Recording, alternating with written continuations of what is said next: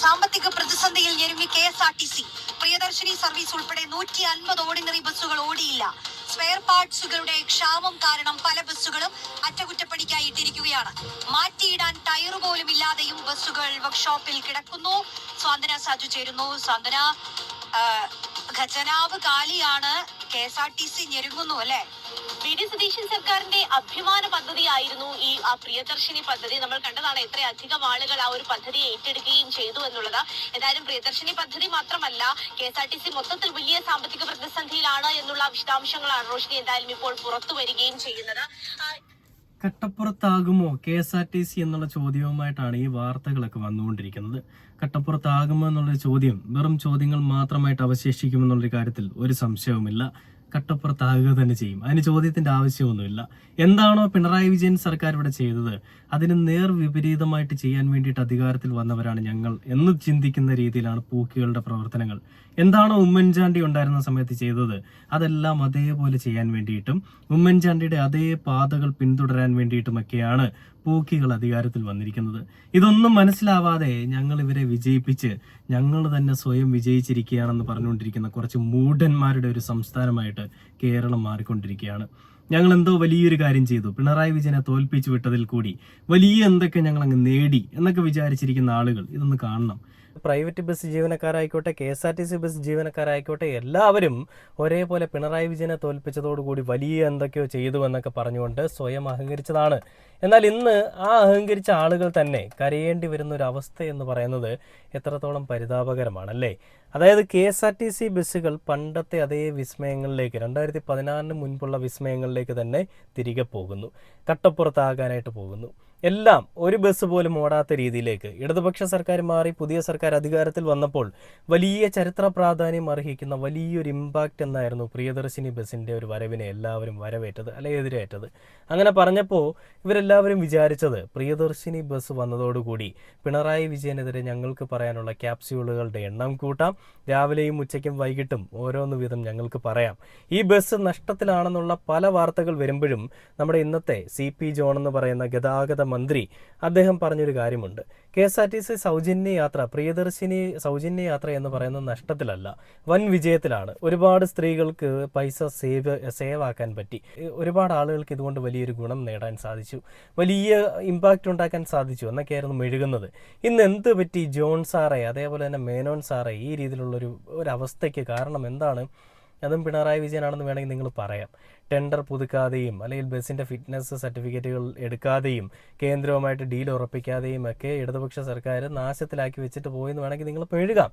നമുക്കറിയാമല്ലോ, എന്ത് വന്നാലും പിണറായി വിജയൻ്റെ തലയിലാക്കണം, എങ്ങനെ ആക്കണമെന്നുള്ളൊരു പ്ലാൻ മാത്രമാണ് ഇവരുടെ കയ്യിലുള്ളത്. അല്ലാതെ എന്ത് ചേഞ്ച് ഉണ്ടാക്കി ഇതിനെയൊക്കെ കൈപിടിച്ച് ഉയർത്താം എന്നുള്ളൊരു മൈൻഡ് സെറ്റ് ഇവർക്ക് ആർക്കുമില്ല. അപ്പോൾ KSRTC ബസ്സുകൾ 2016 മുൻപുണ്ടായിരുന്ന അവസ്ഥയിലേക്ക് തിരികെ പോകുന്നു. ഉമ്മൻചാണ്ടിയുടെ ഇരുണ്ട കാലത്തിലേക്ക് നമ്മളെ ഓൾറെഡി ഇവർ കൊണ്ടുപോയതുപോലെ KSRTC ബസ്സുകളും അതേപോലെ തന്നെ തിരികെ പോവുകയാണ്.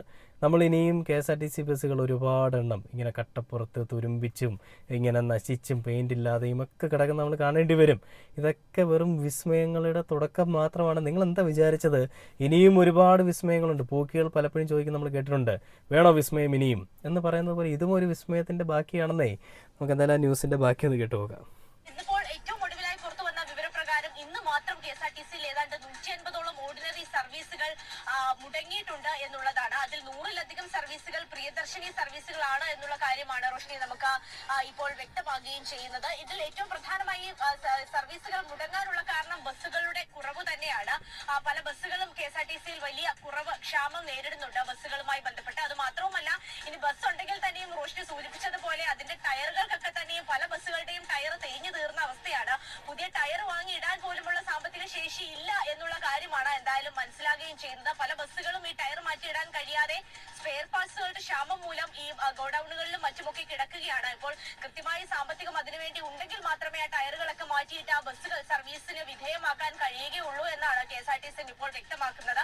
അത് മാത്രവുമല്ല, വലിയ സാമ്പത്തിക പ്രതിസന്ധി KSRTCക്കുള്ളിൽ നിലനിൽക്കുന്നുണ്ട് എന്നുകൂടിയാണ് റോഷിനി ഇതുമായി ബന്ധപ്പെട്ട മനസ്സിലാകുന്നത്. ഒരു ദിവസം മാത്രം ഏതാണ്ട് 100-ലധികം പ്രിയദർശിനി സർവീസുകൾ മുടങ്ങുമ്പോൾ റോഷിനി പദ്ധതി ഇനി എങ്ങനെ മുന്നോട്ട് പോകും? പ്രത്യേകിച്ച് ഇത്രയും അധികം സാമ്പത്തിക പ്രതിസന്ധി നിലനിൽക്കുമ്പോൾ എങ്ങനെയാണ് മുന്നോട്ട് പോകുന്നത് എന്നൊരു ആശങ്ക എന്തായാലും മുന്നിൽ നിൽക്കുകയാണ്. ഇതുമായി ബന്ധപ്പെട്ട നമുക്ക് മറ്റ് പ്രതികരണങ്ങളൊന്നും വന്നിട്ടില്ല. ഈ 150 സർവീസുകൾ ഇന്ന് മുടങ്ങി, അത് 100 അധികം സർവീസുകൾ ഈ പ്രിയദർശിനി സർവീസുകളാണ് എന്നുള്ള വിശദാംശങ്ങൾ മാത്രമാണ് റോഷിനി ഇപ്പോൾ പുറത്തു വന്നിരിക്കുന്നത്. ഞാൻ നിങ്ങളെ വേറൊരു കാര്യം കൂടി കാണിച്ചു തരാം. ആ വാർത്ത നിങ്ങളൊന്ന് കണ്ടു നോക്ക്. റിപ്പോർട്ടർ തന്നെ പങ്കുവച്ചിരിക്കുകയാണ്. ഈ KSRTC പ്രിയദർശിനി ബസ്സുകൾക്കൊന്നും ടയർ ഇല്ലാത്തൊരവസ്ഥ കാണിച്ചു തരാം.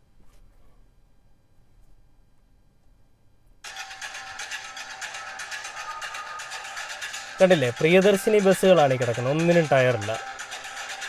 അവസ്ഥ കണ്ട ചരിഞ്ഞ് പൊളഞ്ഞൊക്കെ കിടക്കുകയാണ് വണ്ടി. പത്തനംതിട്ട KSRTC ഡിപ്പോയിലെ കാഴ്ചയാണിത്. പ്രിയദർശിനി ബസ്സുകൾ നിരത്തിയിട്ടിരിക്കുന്നു. സൂക്ഷിച്ചു നോക്കിയാൽ ഓരോ ബസ്സിലും പുറകിലെ ഒരു ടയർ ഇല്ല.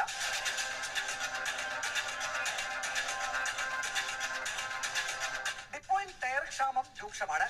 ടയർ ആവശ്യത്തിന് ലഭ്യമാകാത്തത് മൂലം പ്രിയദർശിനി ബസ്സുകളുടെ ടയർ ഊരി ഫാസ്റ്റ് പാസഞ്ചറുകൾക്കും സൂപ്പർ ഫാസ്റ്റുകൾക്കും ടയർ ക്ഷാമം മൂലം 3 ഷെഡ്യൂളുകൾ നടത്താൻ കഴിയുന്നില്ല. വിവിധ ഷെഡ്യൂളുകളിലായി പ്രതിദിനം 154 പ്രിയദർശിനി ട്രിപ്പുകളാണ് ഡിപ്പോയിൽ നിന്നും നടത്തുന്നത്. ടയർ ക്ഷാമം മൂലം ഇതിൽ 8 ട്രിപ്പുകൾ ക്യാൻസൽ ചെയ്യേണ്ടി വരുന്നു.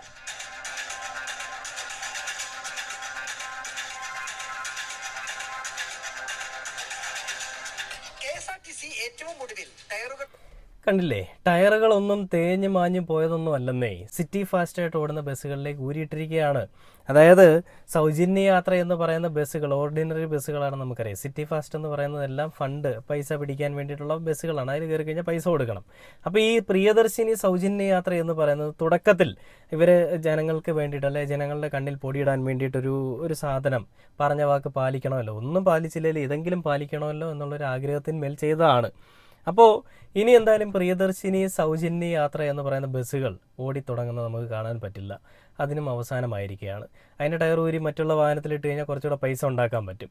ഈ ടയർ എടുത്ത് ഈ വാഹനത്തിലിട്ട് ഓടുകയാണെന്നുണ്ടെങ്കിലോ നഷ്ടം വീണ്ടും കൂടിക്കൊണ്ടേയിരിക്കും.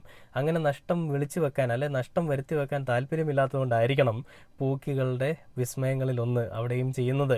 കൃത്യമായിട്ട് എല്ലാ പ്രിയദർശിനി ബസ്സിൻ്റെയും ടയറുകൾ എടുത്ത് സിറ്റി ഫാസ്റ്റിന് ഇട്ടിട്ടുണ്ട്. അപ്പോൾ ഇനി സിറ്റി ഫാസ്റ്റ് ബസ്സുകളുടെ ടയറെല്ലാം തേഞ്ഞു പോയി, ടയർ കിട്ടുന്നില്ല, ടയർ കമ്പനിയുമായിട്ടുള്ള ഒരു കരാറ് നമുക്ക് ഒപ്പിച്ച് അല്ല ഒരുമിച്ച് കൊണ്ടുപോകാൻ പറ്റുന്നില്ല എന്നൊക്കെ പറഞ്ഞുകൊണ്ട് ഇനി തടി തപ്പി പോകാമല്ലോ. പിണറായി വിജയൻ്റെ തോൽവിയിൽ പടക്കം പൊട്ടിച്ചും പൊങ്കാലയിട്ടും തിരുവാതിര കളിക്കുകയൊക്കെ ചെയ്ത മഹാന്മാരും മഹാന്മികളും അല്ലെങ്കിൽ മഹാത്തികളും ഒക്കെ ഉണ്ടല്ലോ. ഇവർക്കൊക്കെ എന്താണ് ഇതിൽ പറയാനുള്ളത്? കുറേ പേര് വീണ്ടും ചിരിക്കുകയും കുറേ പേര് വീണ്ടും കരയുകയും ചെയ്തൊരവസ്ഥയിലേക്ക് മാറിയിരിക്കുകയാണ്. പിണറായി വിജയനെ തോൽപ്പിക്കുകയായിരുന്നു ഏറ്റവും വലിയ ജീവിതാഭിലാഷം എന്നൊക്കെ കരുതിയിരിക്കുന്ന ആളുകൾക്ക് തെറ്റി. നിങ്ങൾ സ്വയം തോറ്റിരിക്കുകയാണ് മണ്ടന്മാരെ. പിണറായി വിജയനെ തോൽപ്പിച്ചത് വലിയൊരു തോൽവിയാണെന്ന് നിങ്ങൾക്ക് തോന്നുന്നില്ലെങ്കിൽ ഞാൻ നിങ്ങളൊരു വീഡിയോ കൂടി കാണിച്ചു തരാം. ഒരു ജനങ്ങളിൽ ഒരാൾ പ്രതികരിക്കുന്ന ഒരു വീഡിയോ ആണ്. അദ്ദേഹം പറയുന്നത് പിണറായി വിജയനെ തോൽപ്പിച്ചത് എന്തോ വലിയ സംഭവമായിട്ട് കാണുന്ന ആളുകൾ നിങ്ങളെല്ലാം സ്വയം തോറ്റിരിക്കുകയാണെന്നാണ്. ഞാൻ ആ വീഡിയോ എന്തായാലും കാണിക്കാം. പിണറായി വിജയനെ മതസംഘടനകളെ കൂട്ടുപിടിച്ചുകൊണ്ട് എല്ലാ കഥകളും പ്രചരിപ്പിച്ചുകൊണ്ട് പുറത്താക്കിയ എല്ലാ ജനങ്ങളും തന്നെ ഇപ്പൊ പശ്ചാത്തപിച്ചുകൊണ്ടിരിക്കുകയാണ്. വളരെ ചുരുങ്ങിയ കാലം കൊണ്ട് തന്നെ ആരോഗ്യരംഗം താറുമാറാക്കി, സ്ത്രീ സുരക്ഷയുടെ കാര്യം താറുമാറാക്കി, പൊതുഗതാഗതം കഴിഞ്ഞ സർക്കാർ കൊണ്ടുവന്ന പൊതുഗതാഗതം ഇല്ലാണ്ടാക്കി. ഇനി ഒരു രീതിയിലും ഈ സംസ്ഥാനം മുന്നോട്ട് പോകാനില്ല. അപ്പൊ ഇനി ഒരു ഭരണം, ഇത്രയും നല്ലൊരു ഭരണം 10 വർഷം കാഴ്ചവെച്ച പിണറായി വിജയനെ മതസംഘടനകളെ കൂട്ടുപിടിച്ചു. കണ്ടില്ലേ, പിണറായി വിജയൻ എന്ന് പറയുന്നത് നല്ലൊരു മനുഷ്യനെ, അതായത് നല്ല ഭരണം കാഴ്ചവെച്ചൊരു മനുഷ്യനെ മതസംഘടനകളുടെ കൂട്ടുപിടിച്ചുകൊണ്ട് തോൽപ്പിച്ച് വിട്ട് സ്വയം തോറ്റുപോയി സ്വയം പശ്ചാത്തപിക്കുന്ന ഒരു കൂട്ടം ആളുകളായിട്ട് മാറിയിരിക്കുകയാണ് കേരളത്തിലെ ജനങ്ങളെന്നാണ് അദ്ദേഹം പറയുന്നത്. വളരെ വ്യക്തമായിട്ടുള്ള കാര്യങ്ങളാണ്. ഇതിൻ്റെ താഴെയും വന്ന് മെഴുകാൻ പോകുന്ന ന്യായീകരണ തൊഴിലാളികളെ പറ്റി എനിക്ക് നല്ല ബോധ്യമുണ്ട്. എടാ, നീയൊക്കെ എന്തൊക്കെ മെഴുകിയാലും വസ്തുതകൾ വെച്ചിട്ടാണ് നമ്മൾ സംസാരിക്കുന്നത്. വസ്തുതകൾ വെച്ച് സംസാരിക്കണം. എന്ത് പറഞ്ഞാലും ഫേസ്ബുക്കിൽ വന്ന് മെഴുകാനിരിക്കുന്ന കുറച്ച് അടിമകളുണ്ട്. എടാ മക്കളെ, കുറേ തന്തയ്ക്ക് പ്രക്കാഴിക പറയുന്ന തന്തയില്ലാത്തവന്മാരും ഉണ്ട് കേട്ടോ. നീയൊക്കെ എന്തൊക്കെ പറഞ്ഞാലും ഞാൻ ഈ പറയാനുള്ളത് പറയുക തന്നെ ചെയ്യും. പറയാനും അല്ലെങ്കിൽ വിമർശിക്കാനും അല്ലെങ്കിൽ എതിർക്കാനും ഒക്കെയാണ് തീരുമാനിച്ചിറങ്ങിയിരിക്കുന്നത്. നീയൊക്കെ കുറച്ച് എന്തെങ്കിലും കാണിച്ച് കഴിഞ്ഞാൽ അങ്ങ് പേടിച്ച് നിർത്തി പോകുന്നൊരു വിചാരമുണ്ടെങ്കിൽ രണ്ടായിട്ടും മടക്കി കുത്തി നിൻ്റെയൊക്കെ മടിക്കുത്തിന് താഴെ വെച്ചോണം. ഇതേ കുറച്ചു കാലമായി തുടങ്ങിയിട്ട് ഇനിയും ഇങ്ങനെ തന്നെ പോകും. അത് പിണറായി വിജയനെതിരെയാണെങ്കിലും പിണറായി വിജയന് വേണ്ടിയാണെങ്കിലും ഇനി മുഖ്യമന്ത്രിക്കെതിരെയാണെന്നുണ്ടെങ്കിലും ഇനി പ്രധാനമന്ത്രിക്കെതിരെയാണെന്നുണ്ടെങ്കിലും അവർക്ക് വേണ്ടിയാണെന്നുണ്ടെങ്കിലും നിലപാടൊന്നു തന്നെയായിരിക്കും. ആ നിലപാടുകൾ തുറന്ന് കാണിക്കുകയും ചെയ്യും. ഈ പേര് പോലെ തന്നെ നേരെ വാ നേരെ പോകുന്നുള്ളൊരു കാര്യങ്ങളാണ് നമ്മളും ചെയ്യാൻ പോകുന്നത്. അപ്പോൾ അതുകൊണ്ട് തന്നെയും നേരിൻ്റെ ഒപ്പം എല്ലായ്പ്പോഴും നിലകൊള്ളാൻ തന്നെയാണ് തീരുമാനം. എന്തൊക്കെ പറഞ്ഞാലും എന്തൊക്കെ ചെയ്താലും ഇത് തന്നെ കണ്ടിന്യൂ ചെയ്യും.